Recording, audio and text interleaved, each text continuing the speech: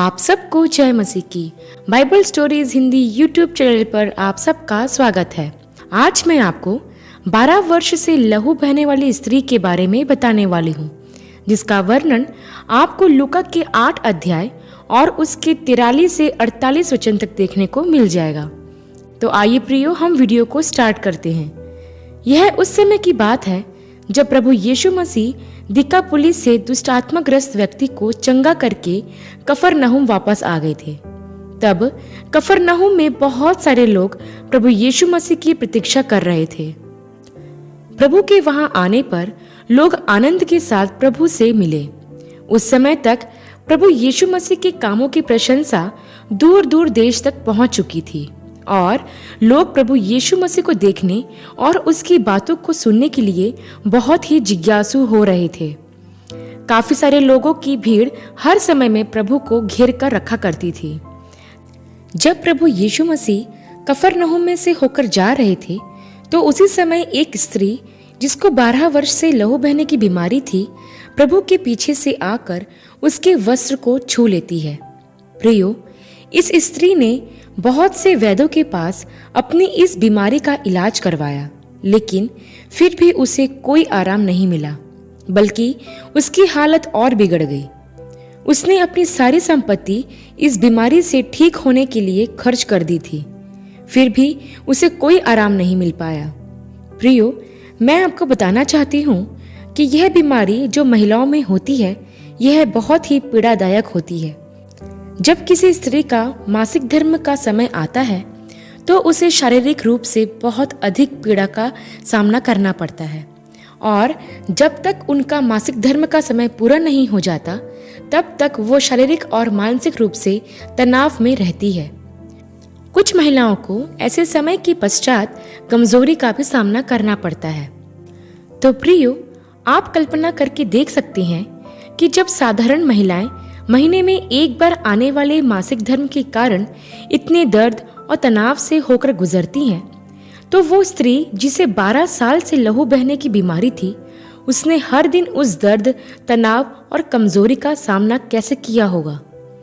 वो दर्द ना तो उसे आराम से खाने पीने देता होगा और ना ही उसे आराम से सोने देता होगा।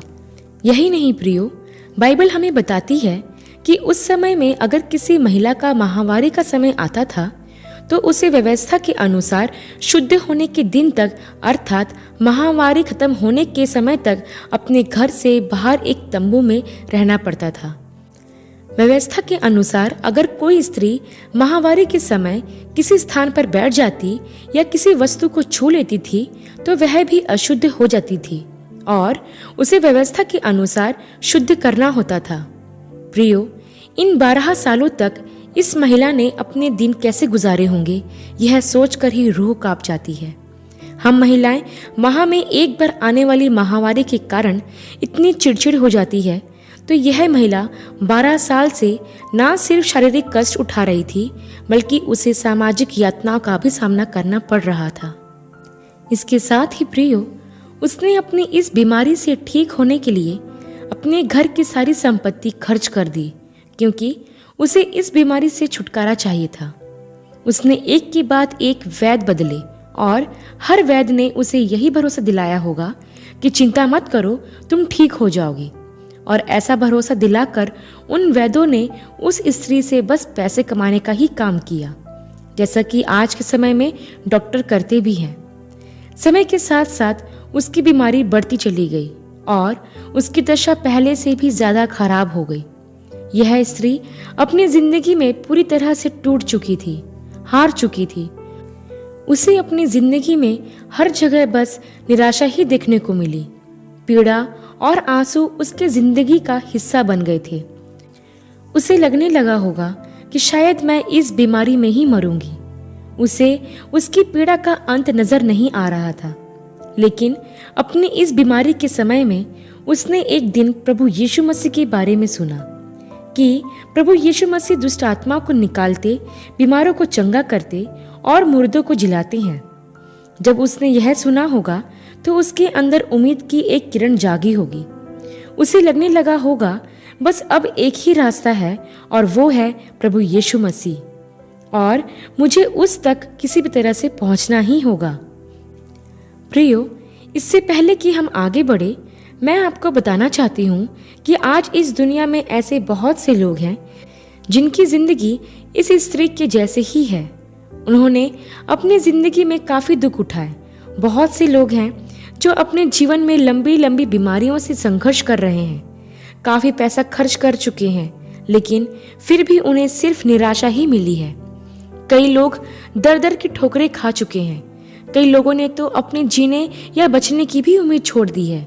लेकिन मैं आपको बताना चाहती हूँ कि जिस तरह से इस स्त्री को प्रभु यीशु मसीह के रूप में उम्मीद की एक किरण नजर आई, वैसे ही जब आप भी अपनी जिंदगी में टूट चुके हों, हार चुके हों और आपके लिए सारे रास्ते बंद हो चुके हों, तब प्रभु यीशु मसीह ही वो द्वार है जो आपके लिए हमेशा खुला रहता है।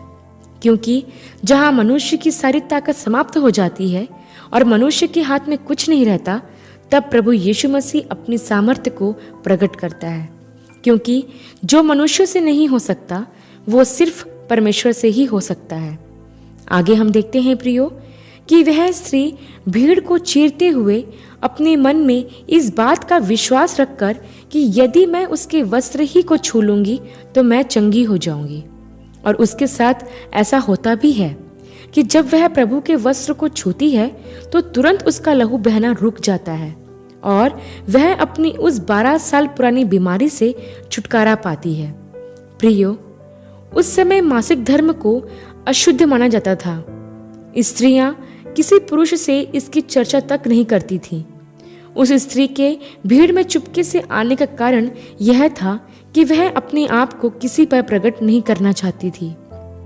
उसे डर था कि शायद अगर वह यह बताकर कि उसे लहू बहने की बीमारी है और वो प्रभु के पास आने की कोशिश करती, तो प्रभु के चेले उसे प्रभु के पास नहीं आने देते। इसलिए वह बिना किसी को बताए छुपते छुपाते प्रभु के पास पहुंचने का प्रयास करती है। उस भीड़ में से गुजरते हुए उसे कई लोगों ने ढकेला होगा, किसी ने उसके हाथ या पैरों को दबा दिया होगा, लोगों की लात से उसे चोट लग रही होगी, लेकिन इन सारे कष्टों से बड़ी उसकी वह बीमारी थी। वह लोगों के पैरों तले दबते हुए प्रभु के पास पहुंचने की पूरी कोशिश करती है और उसकी यह कोशिश सफल भी हुई। वह उस भीड़ को चीरते हुए आखिरकार प्रभु के पास पहुंच जाती है और उसके कपड़े की छोर को विश्वास के साथ छू लेती है और तुरंत वह अपनी उस बीमारी से छुटकारा प्राप्त कर लेती है। प्रियो, कई बार हमारे मन में भी यह विश्वास होता है कि प्रभु ही हमारी इस समस्या से छुटकारा प्रदान कर सकते हैं, लेकिन जिस तरह से इस स्त्री को प्रभु की तरफ बढ़ने में कठिनाइयों का सामना करना पड़ा, वैसे ही कई बार हम भी प्रभु की तरफ बढ़ना तो चाहते हैं, लेकिन कई रुकावटें हमारे सामने आ जाती है। कई लोग अपने परिवार द्वारा दबाए जाते हैं तो कई समाज के द्वारा। कई लोगों के अंदर सताव का डर रहता है तो किसी के अंदर सामाजिक बहिष्कार का। लेकिन इस स्त्री से सीखें। कई लोगों ने उसे अपने पैरों तले दबाया, लेकिन उसने आगे बढ़ना नहीं छोड़ा।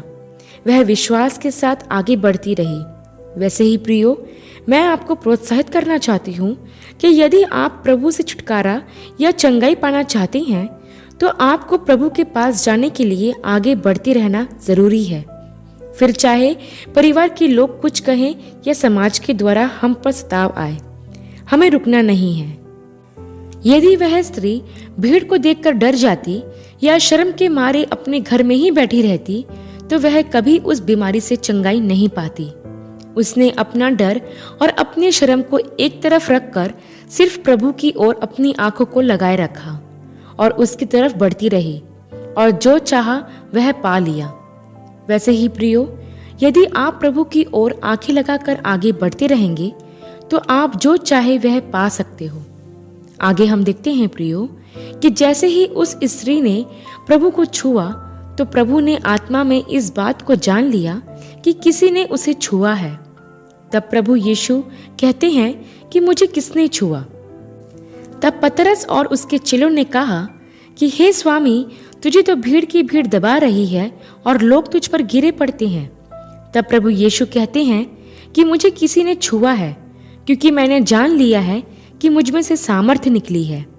जब उस स्त्री ने देखा कि मैं छिप नहीं सकती, तो कांपते हुए वह प्रभु यीशु मसीह के पैरों पर गिर गई और उसने सब लोगों के सामने बताया कि उसने क्यों प्रभु को छुआ था और कैसे वह तुरंत चंगी हो गई।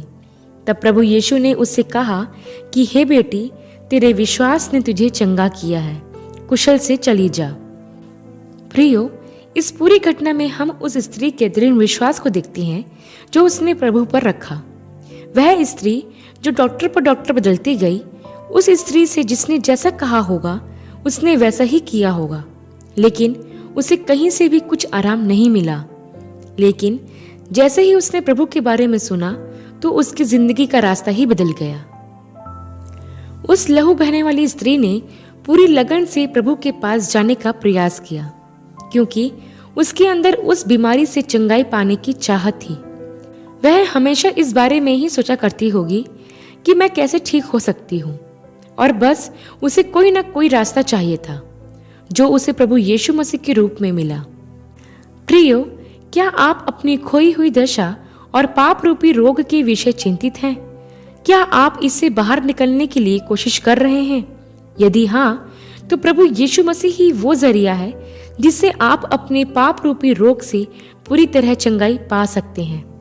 प्रियो, वह स्त्री तभी ठीक हुई जब वह प्रभु के पास आई।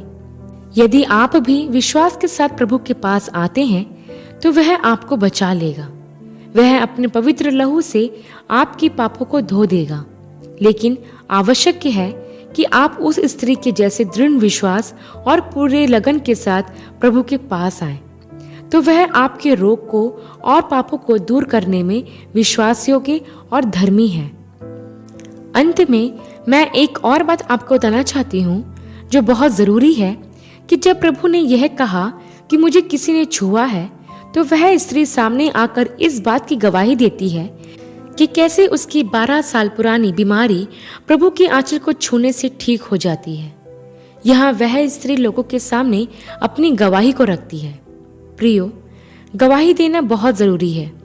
लोगों को यह बताना कि प्रभु ने कैसे हमारे जीवन में काम किया है बहुत ही आवश्यक है। कई लोग चंगाई तो पा लेते हैं, लेकिन वह खुलकर लोगों को नहीं बताते कि वह कैसे ठीक हुए। आज भी कई लोग ऐसे हैं जिनके जीवन में अद्भुत काम हुए हैं, लेकिन लोगों के डर से वह सामने आकर प्रभु की महिमा नहीं कर पाते हैं। ऐसे लोगों को इस स्त्री से सीखना चाहिए कि उसने कैसे लोगों के सम्मुख अपनी गवाही को प्रकट किया, जो कि एक महिला के लिए उस समय बहुत ही शर्म की बात होती थी। ध्यान रखें प्रियो, हमारी गवाही बहुत से लोगों के जीवन को बदलने का काम करती है। यदि हम अपने जीवन में हुए कामों की गवाही नहीं देते हैं, तो हम प्रभु के खिलाफ विश्वासघात करते हैं और उसे धोखा देते हैं। इसलिए प्रियो, आपके जीवन में प्रभु के द्वारा अगर छोटा सा भी काम हुआ हो तो उसकी गवाही देने से ना रुके। इस घटना को एक संक्षिप्त लाइन में अगर मैं कहूँ तो वह यह होगा कि अंत ही आपकी असली शुरुआत है। आशा करती हूँ प्रियो, 12 वर्ष से लहू बहने वाली स्त्री की यह घटना आपके लिए आशीष का कारण हुई होगी। अगली वीडियो में एक नए विषय के साथ आप सबसे फिर मुलाकात होगी। तब तक के लिए आप सबको जय मसीह की।